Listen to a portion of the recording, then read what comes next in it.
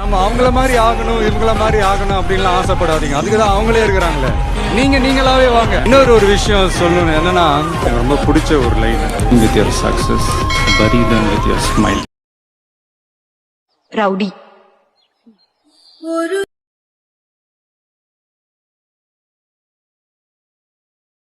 இதயத்திலே.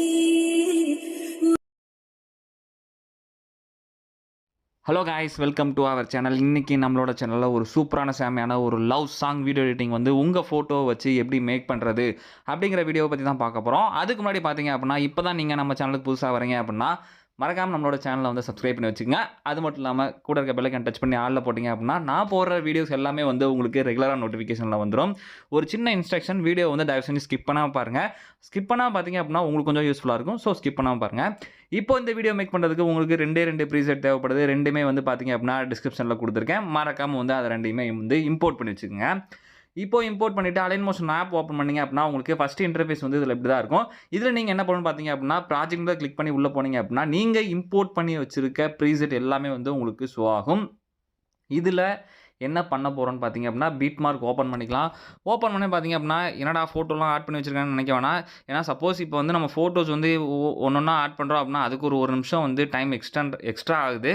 ஸோ அதனால் டைமை கொஞ்சம் கம்மி பண்ணுறதுக்காக நான் ஃபோட்டோஸ் வந்து ஆட் பண்ணி வச்சிட்டேன்.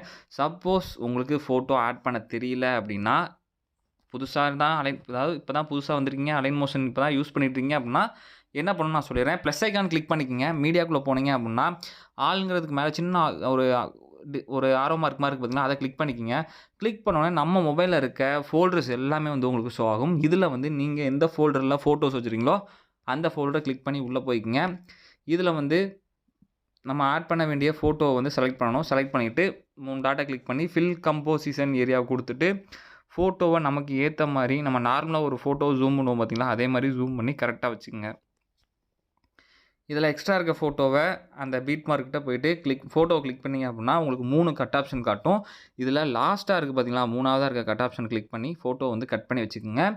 இப்போ பார்த்தீங்க அப்படின்னா நம்ம இந்த ஃபோட்டோஸில் வந்து எஃபெக்ட் எப்படி ஆட் பண்ண போகிறோம் அப்படிங்கிறத வந்து நம்ம பார்க்க போகிறோம். பேக்கில் வந்துட்டு Shakeeffect Preset வந்து ஓப்பன் பண்ணிக்கோங்க. ஓப்பன் பண்ணிவிட்டு உங்களுக்கு பார்த்தீங்க அப்படின்னா 2 எஃபெக்ட் இருக்கும். 2 எஃபெக்ட்டுமே வந்து எங்கே ஆட் பண்ண போகிறோம் அப்படிங்கிறது தான் ரொம்ப முக்கியம். ஸோ ஸ்கிப் பண்ணாமல் பாருங்கள். இதுக்கு மேலே ஃபஸ்ட்டு ஃபோட்டோவை கிளிக் பண்ணிவிட்டு எஃபெக்ட்டில் போய் 3 டாட்டா கிளிக் பண்ணி காப்பி எஃபெக்ட் கொடுத்துங்க.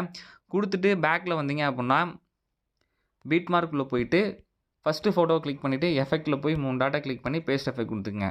அவ்வளோதான் ஃப்ரெண்ட்ஸ். இந்த ஒரு எஃபெக்ட் வந்து இந்த ஒரே ஒரு ஃபோட்டோக்கு மட்டும்தான்.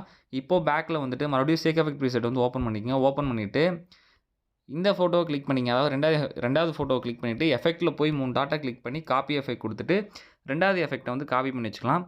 இதுக்கு மேலே பார்த்தீங்க அப்படின்னா BeatMark கிளிக் பண்ணிக்கங்க.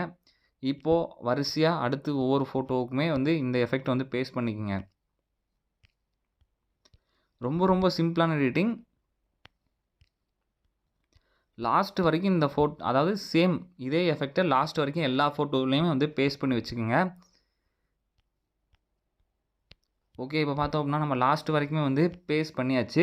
இதுக்கப்புறம் என்ன பண்ணோம் அப்படின்னா பேக்கில் வந்துட்டு மறுபடியும் வந்து Shakeeffect Preset ஓப்பன் பண்ணிவிட்டு இந்த 3 லேயருமே வந்து நம்ம காப்பி பண்ணிக்கலாம். காப்பி பண்ணிவிட்டு லேயர் சிம்பிளை கிளிக் பண்ணிவிட்டு காப்பி 3 லேயர்ஸ் கொடுத்துட்டு இந்த லேயர் வந்து காப்பி பண்ணிக்கோங்க. இப்போ மேலே இன்ட் மார்க் கொடுத்துட்டு பேக்கில் வந்துட்டு மறுபடியும் BeatMarkக்குள்ளே போனீங்க அப்படின்னா உங்களுக்கு இது மாதிரி ஷோ ஆகும். இதில் வந்து ஸ்டார்டிங்லேயே வச்சுட்டு லேயர் சிம்பிளை கிளிக் பண்ணிவிட்டு பேஸ்ட் 3 லேயர்ஸ் கொடுத்துட்டு இந்த 3 லேயருமே வந்து இங்கே பேஸ்ட் பண்ணி வச்சுக்கோங்க.